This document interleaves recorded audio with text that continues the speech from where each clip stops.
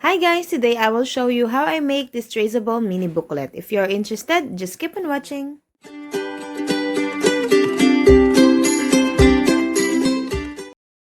First, we're going to download the font style. Just type dotted font for kids. Let us choose this dotted font from Font Space. There will be a lot of choices and other font styles, so you can choose whatever you want. Dotted cursives are also available. Once you have chosen your desired font style, you can just go ahead and click the download button. Wait for it to download. You can check it on the download tab. If it's done, just click it. You can close this and then click on the third one. Click install and wait for it to be installed. Just close all tabs and open your publisher. Click the portrait or the 8x11 size and then insert 3 more pages.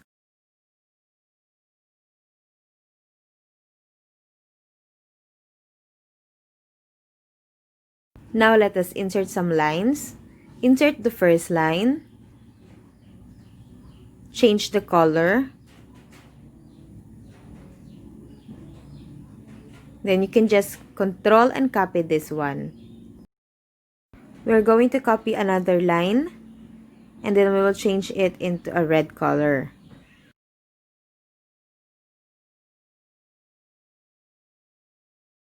Then change the dashes into dotted line or broken line. Now let us insert the text box. Let's overlay it into the lines. Now let's type the letters or the names.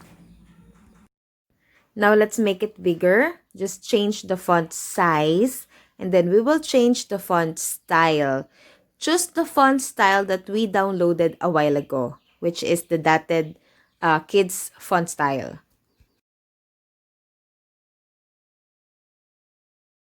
Once everything is settled down, you can just copy all and then click group. So it will be easier for us to copy and paste it. And then let's just Control C and then click Control V and then arrange them.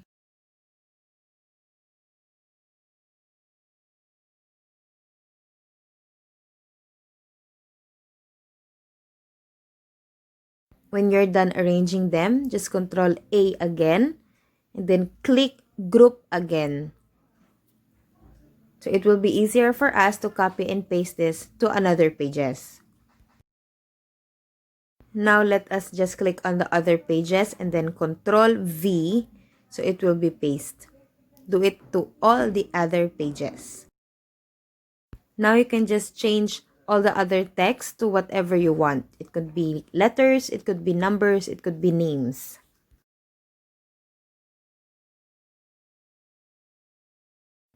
You can change the font style into dotted or cursive one.